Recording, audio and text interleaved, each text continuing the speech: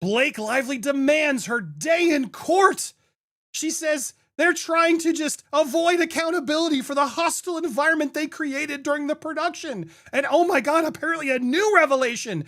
Justin Baldoni yelled at a producer.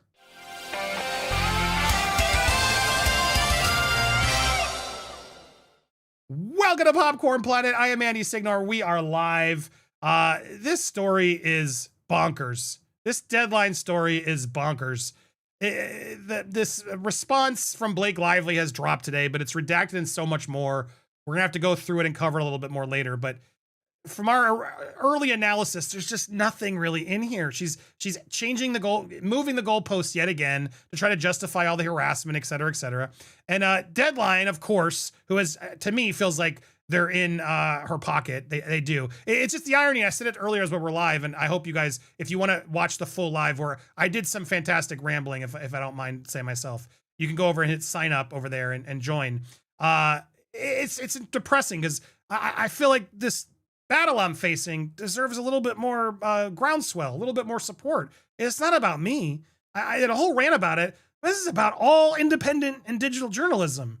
And we can't let this stand. So I got it out earlier, and I hope you guys will check it. Go to become a member. You can sign up where you can become a member. And then guess what? You can watch original content that's not on YouTube. That's right. As a journalist and as a news network, we have multiple channels and multiple platforms unknowns to our judge who said otherwise. And you can subscribe there. In fact, that's the best way to show it to them all and become a member of our news network, Popcorn Planet. So please, and thanks to all the support you've given. My gosh, we've raised so much already. Look at this. Actually, I think it's more. Look at that, almost 5,500. We're getting so close to our goal. Thank you for helping me build this chest. It's war chest and so much more. So grateful for you guys for doing this. But let's go through this. So yeah, she's now claiming that, they're trying to avoid accountability. That they're trying to deny Blake her day in court by throwing the kitchen sink at Lively's SH and retaliation claims. A filing filed early. This is rejecting the motion for summary judgment by Baldoni, which, by the way, was written beautifully and absolutely should. But she's like, how dare you? I deserve my day in court. Not if you don't have a case. It's literally how the law works, girl. But defendants campaign to transform Lively, a mother of four with decades of experience in the industry who simply sought to have a safe and respectful workplace, into a bully who took over Baldoni's film. It's not a defense to harassment, retaliation, defamation, or any claim Lively has advanced. Notice how she's already getting ahead of it too. She's like, a bully who took over a film is not defense of harassment. So I think she's knowing the writing on the wall. And I don't know about you guys, but this reads to me like her attorney saying, look, you can't avoid that one, Blake. So she's going to say like, oh, they're calling me a bully who took over the film. I still look forward to her excuse for that. And how that wasn't an abuse of power, because Justin wasn't even at the premiere. You got everything you wanted, but I digress. But it's amazing how she continues in the heavily redacted 72-page document, slamming the defendants. Lively may be a movie star, but on the set of the film, Heath and Baldoni were her bosses, with total consolidation of power as a lead actor, producer, director, co-chairman, president, and CEO. They set her schedule. First of all, that's a lie. How many times did you ditch the schedule to go to a Taylor Swift concert? Or did you go, because you're sick? Or, oh, now my kids are sick. Or how about when Ryan's like, honestly, can we move the production because it's really important I get time with my kids? I mean, it's like, these are blatant lies. To anybody who knows anything about this case, Ryan and Blake were constantly moving the schedule. So no, they didn't set the schedule. The salary, I mean, you shouldn't even get paid because you didn't even sign your contracts. Appeared on and managed the set every day. Okay, they appeared on the set, so therefore they're in charge. They were responsible for receiving and addressing HR concerns, I guess, and had the power to exert influence over Lively's working conditions. Oh, but you didn't have the power to exert influence over Justin. Give me a break. I mean, you and Ryan didn't go and completely try to use your power and your dragons to force him to do your bidding. I mean, this is sickening. This is truly sickening, the level that Blake will go to not have to take accountability for bad marketing, which is also Ryan's fault, and he should also be taking accountability. Unbelievable. Unbelievable to hear this is blatant gaslighting. It is. I hate to use that term. It's so overused, but that's exactly what she's doing in this case. Talk about Darvo. That's all she's doing. Heath and Baldoni are also leverage their close friendship to act with a certain degree of impunity and cover the other's misdeeds. Oh, so when you hired a new producer that befriended you, when you went and like basically told Sony or Colleen, I'm not doing it if you don't do it. When you weren't using your power to align people against Justin and Wayfair in the film, you weren't doing that? Got it. Okay. Blake's opposition to motion summary judgment, it's a mouthful, is heavily redacted. It's like impossible to really know all the full context of what's going on. But this is an example page that I wanted to go through with you. And there's a lot of mentions of Alex Sachs in this opposition. And here on page 17 of 72, Baldoni and Heath marginalized and mistreated women based on gender. In February 2023, pre-production, Baldoni admitted in a lengthy note that blank, I don't know. And then it continues, but this behavior continued.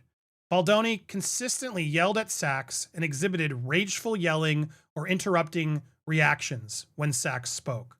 Sachs recounted one time when Baldoni, upset with Sachs's input on the film, came up behind where she was sitting and yelled and then slammed his hands on the chair next to her and stormed away. Sachs immediately warned Heath and Giannotti, who's from Sony, seated behind her, that she would walk off the movie if Baldoni behaved that way again.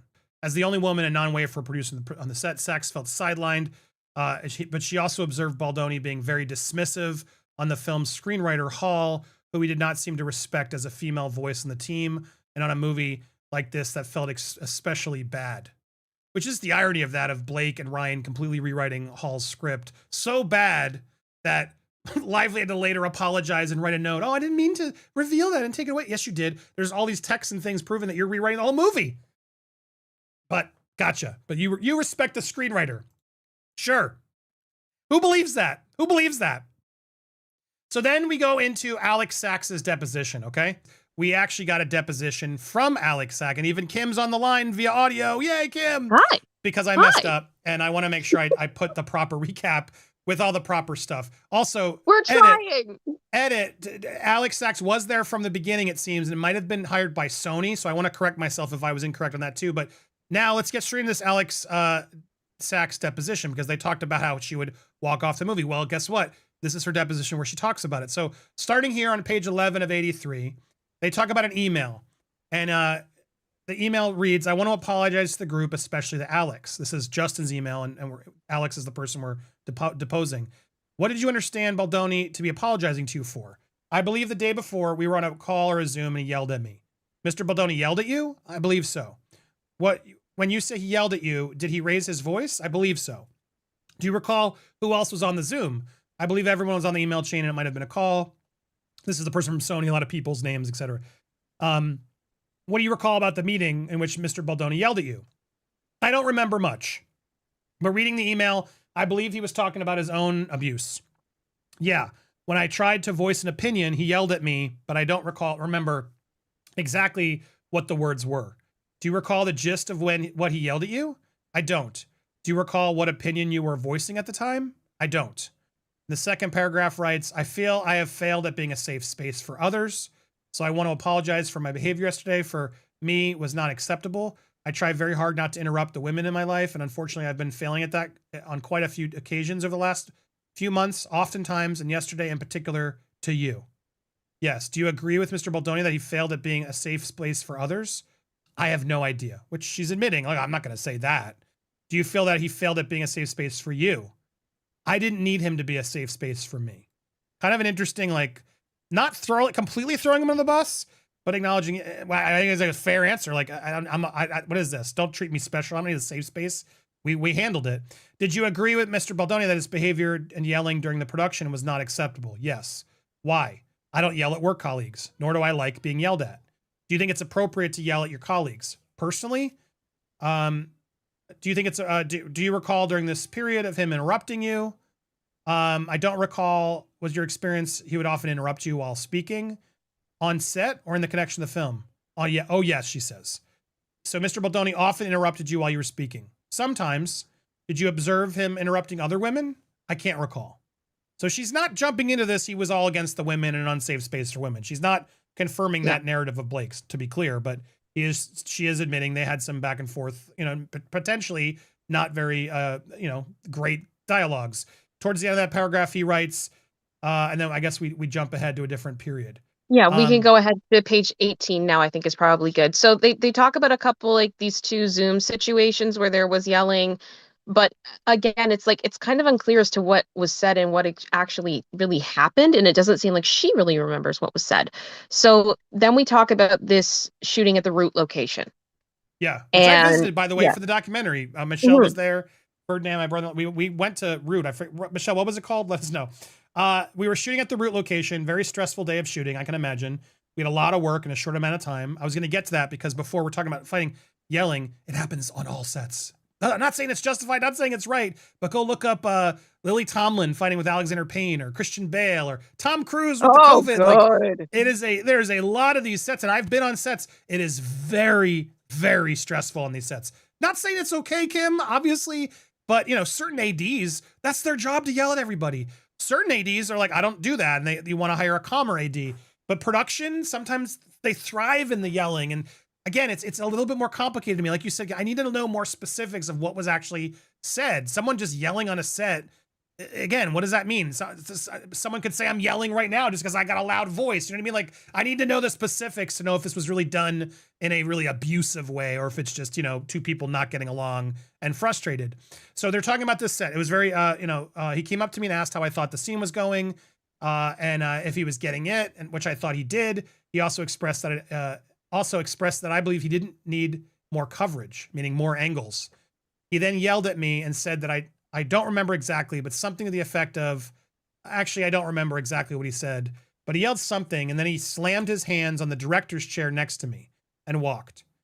I then turned around and looked at Amy, Ange, Jamie, and said that if he did something like that to me one more time, I was going to walk off the movie. Why did you want to walk off the movie if he behaved? It was the first time I felt physically intimidated. Why did you feel physically intimidated during the interaction? Because he slammed his hands on a chair right next to me while yelling at me, saying my name. So now she remembers. That's the one thing I remember. He said Alex. He yelled Alex and then slammed his hands on a chair. Yes. This is such a weird story. And also, not to say it didn't happen or whatever, but like a director's chair, Kim, is like a cloth backing, like two wooden things, cloth thing, so they can fold up, so they can move them around. So hitting a director's chair is not that loud. I don't know how you make it loud. So maybe it was, if he did, then wow, okay, maybe it was bad, but something just feels strange here. And it's interesting. All she remembers is the name, implying he's going to hit her. It feels like a jump to me, but what do I know? I feel like too, what I have to keep going back to is, why are we here? Right. We're here because Ms. Lively has alleged that she was SH'd by Justin Baldoni and Jamie Heath. I don't see this as a SH. No. I don't see this as being a part of Blake's claims. Or even abuse. Like it's not great behavior, but to jump this into what they're claiming, exactly, like really? Because he slammed a director's chair? Movies are stressful. He's dealing with Blake and a lot of, clearly his stuff's going on. Not justifying, but because he yelled on set and hit a table, like hit a chair, a cloth chair. This conversation continues, and it sends, I guess, the summary is just that Justin was frustrated that Sachs did not agree with him when it came to getting more angles on the shot. Now, I will say this, Kim. I will interrupt you too quickly. It does sound like at one point when they are discussing it that it's possible that this was when they were filming the fight scene. And if that's so he might the have case, been in that mode. Yeah, and it's really difficult. And I'm not saying that that's okay. I think we all can do better. But it's just, I don't understand personally why this is super relevant to Blake's claim of SH. That's what I find the most frustrating. She's trying to claim it was an unsafe space, and this was clearly a gotcha she thought she had, where he apologized for not making a safe space. But when I see his apology, I'm almost like, well, wow, that actually takes a lot of maturity in someone who's trying to make a safe space, right? He's not just yelling at her again. He's trying to fix it, right?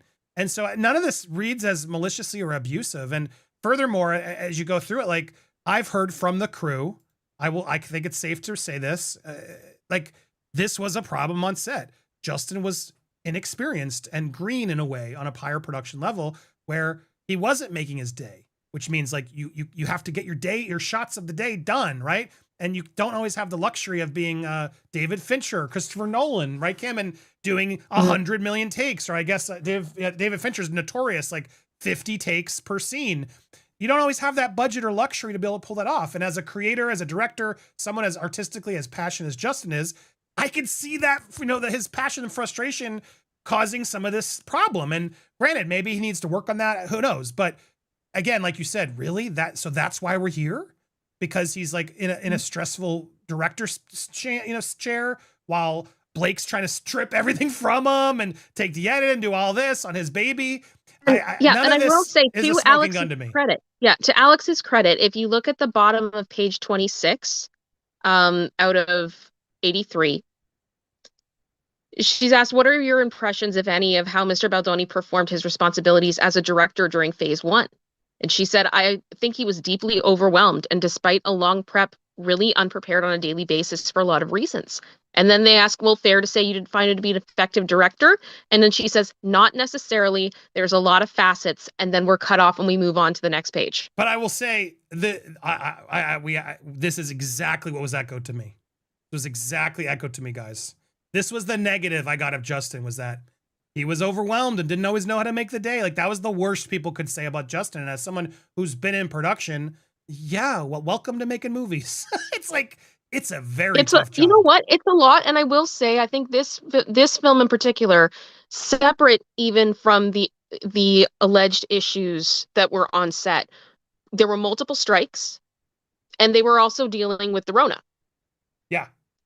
Like, oh my gosh. Like, stress level to the extreme. But just wrapping this all up, I still don't see anything worthy of what this whole battle's become. And she's doing her own smear campaign and her own spin, her own retaliatory effort to go out there and get players like Deadline, which go into her hand, and just try to continue to spin it in her favor, to claim, oh, it's him, he's still net. I don't see it. My God, I can't imagine Hollywood. Real people in Hollywood are reading this and rolling their eyes like, are you serious? This is why this is still, and all these lawyers are making all this money and all this craziness is happening. Justin Baldoni is the worst person in Hollywood, Blake Lively. Like, give me a break. This is her not wanting to save face and her using power and money to stop it. And her coming against us is proof more of it. She literally, there's no reason to keep coming after me.